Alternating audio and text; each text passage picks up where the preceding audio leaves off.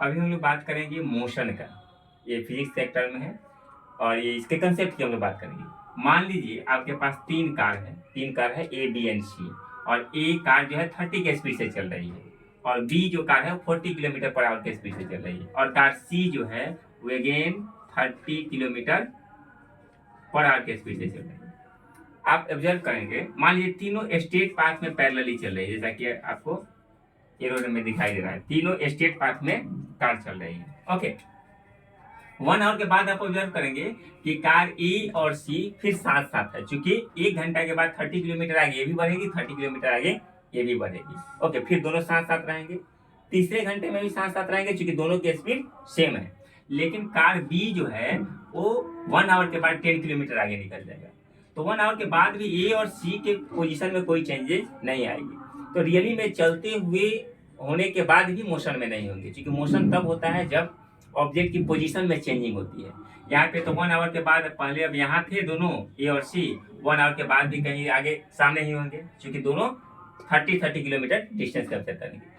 उनके पोजीशन में कोई चेंजिंग नहीं होगी। सो ए के रिस्पेक्ट में सी मोशन में नहीं होगा। मोशन तब होगा जब एक ऑब्जेक्ट के रिस्पेक्ट में दूसरे में चेंजिंग आती है। हाँ, ए के रिस्पेक्ट में बी मोशन में होगा, क्योंकि 1 आवर के बाद ये 10 किलोमीटर आगे निकल जाएगा और ये 3 किलोमीटर पीछे रह जाएगा, क्योंकि 30 किलोमीटर जाएगा, ये 40 किलोमीटर जाएगा।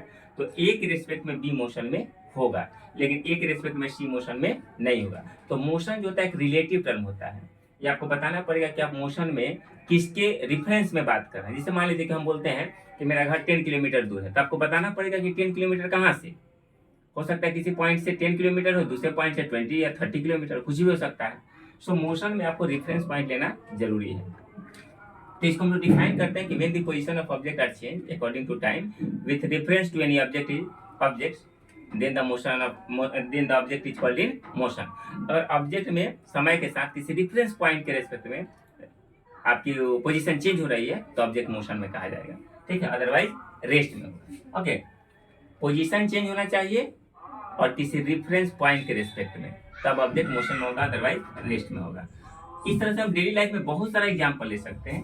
जैसे मान लीजिए कि आप एक बस में बैठ के पटना से हाजीपुर जा रहे हैं।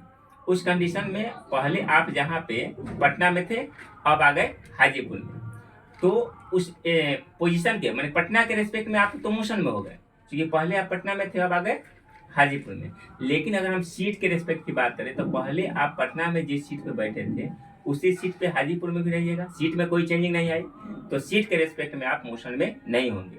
या जिस बस में जहाँ पे बैठे उसी बस में वहाँ हाजीपुर में भी आने के बाद हैं, तो बस के रेस्पेक्ट में भी आप मोशन में नहीं होंगे। लेकिन हाँ, पटना के रेस्पेक्ट में आप मोशन में होंगे, क्योंकि पहले पटना थे, अब हाजीपुर आ गए। ठीक है, तो सीट या बस के रेस्पेक्ट में आप मोशन में नहीं हुए, लेकिन पटना के रेस्पेक्ट में आप मोशन में होंगे, क्योंकि आपको यही फोकस करना है कि आपकी पोजीशन चेंज हो रही है या नहीं हो रही है।